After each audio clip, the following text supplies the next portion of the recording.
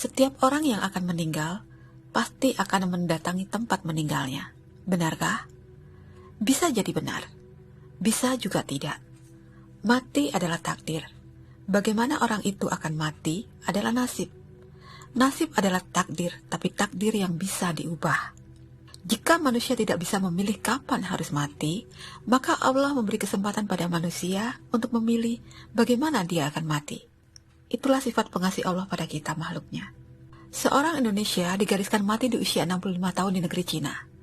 Apakah jika dia tidak pergi ke Cina di usia tersebut dia tidak akan mati? Dia pasti mati. Tapi di tempat lain, karena mati adalah takdir, di mana kamu akan mati adalah nasib. Ada orang yang dianggap sudah dekat ajalnya.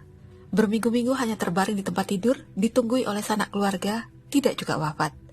Tapi ketika semua keluarga yang menunggui pergi, dia menghembuskan nafas terakhirnya, sendirian di atas tempat tidur. Itu juga adalah nasib.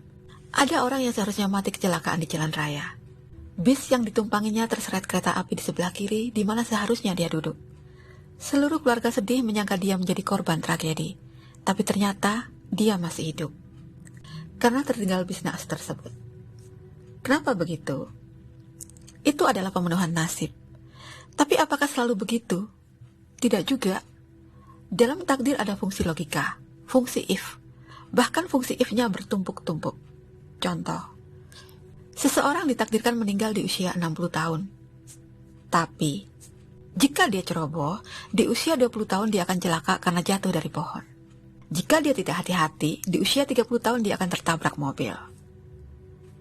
Jika dia bermain di laut di usia 35, dia akan hanyut. Mati sudah pasti, tapi bagaimana cara mati itu yang bisa dipilih.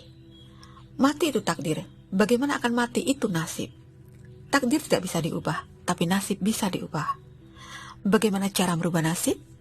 Dengan doa, dengan ibadah, dan dengan ikhtiar. Sisanya serahkan pada Allah. Manusia berusaha, Tuhan yang menentukan. Sama dengan Emeril Khan Mumtaz, putra Ridwan Kamil yang sudah dinyatakan meninggal setelah hanya terbawa arus sungai Are. Ada banyak sungai di Indonesia, ada banyak tempat dia renangi. Tapi kenapa dia hilangnya di sungai Are, Swiss? Karena ketika di sana, takdir Emeril sudah tiba. Apakah jika di hari yang naas itu Emeril tidak pergi ke Swiss, tidak berenang di sungai Are, dia tidak hanya terbawa arus? Bisa jadi, tapi mungkin dia wafat dengan cara yang lain, karena tidak ada orang yang bisa meloloskan diri dari maut jika ajalnya sudah tiba. Begitulah jika takdir manusia, tidak celah untuk meloloskan diri.